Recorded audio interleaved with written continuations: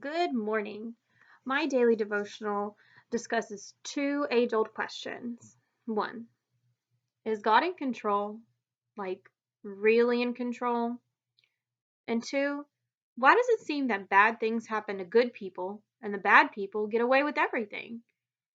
They truly are age-old questions. Even Job from the Bible asked them. So first, let's discuss if God is in control of everything.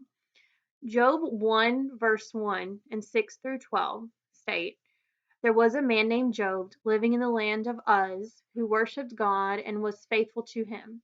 He was a good man, careful not to do anything evil. When the day came from the heavenly beings to appear before the Lord, Satan was there among them. The Lord asked him, "What have you been doing?" Satan answered, "I have been walking here and there, roaming around the earth." "Did you notice my servant Job?" the Lord asked. "There is no one on this earth as faithful and as good as he is. He worships me and is careful not to do anything evil." Satan replied, "Would Job worship you if he got nothing out of it? You have always protected him and his family and everything he owns. You bless everything he does, and you have given him enough cattle to fill the whole country. But now suppose you take away everything he has, and he will curse you to your face." "All right," the Lord said to Satan, "everything he has is in your power, but you must not hurt Job himself." So Satan left. So guys, did you notice something very specific? And maybe something you never even noticed before. God allowed Satan to take away everything from Job. Everything but his life. Now that shows God is in complete control. Satan wasn't and isn't free to do as he chooses, when he chooses.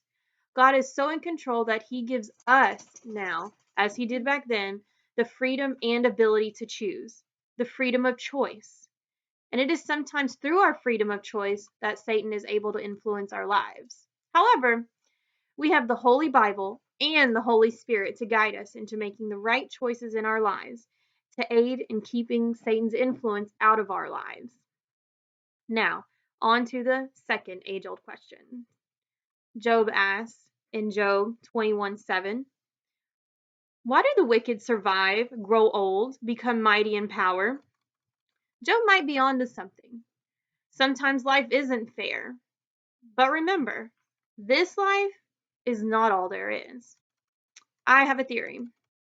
Sometimes God allows bad people to achieve earthly happiness because he knows, as we all do, what awaits them in their afterlife.